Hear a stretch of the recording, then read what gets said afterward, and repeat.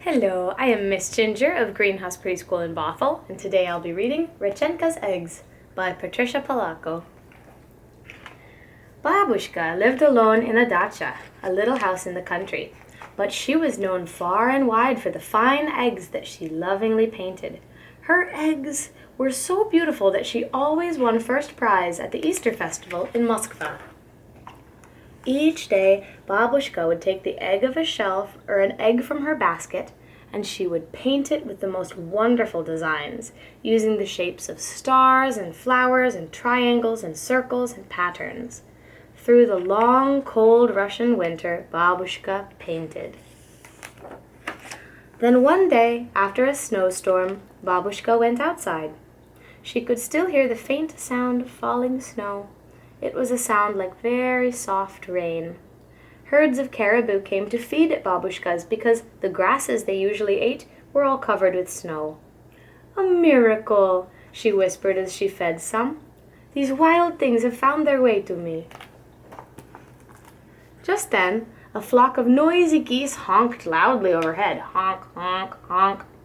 As they glided over the snow, one of them faltered and fell from the sky. Babushka walked over to where the goose lay crumpled in the snow.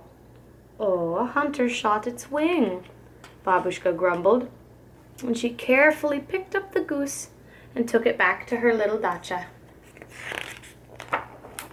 There, in her house, she fed the little goose from her own table and put the goose in her best basket, lined with the warmest quilt from her own bed. "I shall give you a good name, one that we shall both like, eh, my little friend?" she said as she patted the goose's head. "How do you like Rechenka? Da? Then Rechenka it shall be." And with Babushka's care, Rechenka grew stronger each day. To repay her kindness, Rechenka laid an egg for breakfast every morning. As Rechenka got better, she waddled around the house exploring every nook, cupboard, and corner. One day, she jumped on top of Babushka's work table, and she knocked over the jars of the bright-colored paint that Babushka used to color her eggs. "Niet, niet!" Babushka screamed as she chased the goose with a broom. "No!" The frightened goose flapped her wings to get away and accidentally knocked over the basket of eggs that Babushka had so lovingly painted all winter. All the eggs crashed to the floor, and they shattered into millions of pieces. Babushka and Rechenka were both very sad. Now there was no reason for Babushka to go to the festival in Moskva. But the next morning, Babushka slowly got out of bed and trundled over to Rechenka's basket to get her morning breakfast egg. But when she reached into the middle of the quilt, she picked out the most brilliantly colored egg that she had ever seen. "It's a miracle!" Babushka whispered.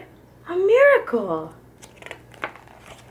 So Babushka made tiny holes in both ends of the egg and blew out the yolk and the white into a dish to cook and eat for breakfast. Then she held up the eggshell in the morning light and marveled at its beauty. After that, every morning for 12 mornings, there was another egg, each more beautiful than the one laid the day before. Soon, Babushka had enough eggs to take to the festival in Moskva. "How wonderful," she thought. "A miracle has replaced the eggs that were broken." "Spring is here, my little friend," Babushka said to Rechenka on the morning of the festival. "Soon now you will be strong and flying off north with your flock." So Babushka bustled to the fire and brewed some of her most favorite tea. The two shared a saucer of tea with kulich, a sweet Easter bread. Babushka covered each piece with pashka, a spread of butter, cheese, and raisins, and they savored each bit together. "One for me, one for you, one for me, one for you," Babushka chanted. "Da, my little friend, I shall surely miss you, but you are a wild thing, and a miracle sent you to me. It would not be right of me to ask you to stay with me forever. You would like to be free." When Babushka left her little house, she took one last look over her shoulder and saw Rechenka sitting on the doorstep. Babushka waved goodbye and then took determined steps for Moskva with the basket of her precious eggs. Babushka crossed over Libetov Valley where the caribou mothers were walking their new calves. A miracle, Babushka thought. New little lives, a miracle. She crossed the bridge over the Moskva River, and soon she could see the onion domes of old Moskva. The festival was bright and exciting. There were goat carts selling kulich, there were processions and dancers and jugglers and laughing children playing and running. Babushka showed her old friends the eggs. Wow, her eggs are the most beautiful in all of Russia, they thought. Look at them, the elders said. They almost glow, as if the paint is part of the shell itself. The judges picked Babushka's eggs as the most beautiful, and Babushka was so happy. She smiled as she looked at the first prize, a warm feather-bed blanket. As Babushka walked homewards, she saw a honking flock of geese overhead.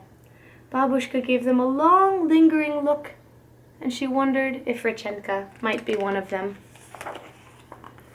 When Babushka arrived at her home that evening, Rechenka was gone. All alone, Babushka put the new quilt on her little bed. She brewed a cup of tea, ate the last bit of kulich and pashka, and got into bed with her favorite book of poems and drifted off to sleep. She had not noticed that there was a surprise in Rechenka's basket. But that night, Rechenka was awakened by a soft sound. It was coming from Rechenka's basket. She hobbled over and saw a glorious egg, but this one was different from all the others. This egg quivered and moved and ticked and bounced. It made tiny little sounds. The egg jumped, bumped, rolled, and pitched over in the basket. And there was a big crack. And Babushka could see the very special gift that Rechenka had left for her. Another miracle, Babushka said. And this baby gosling remained with Babushka always. The end. Thank you for listening.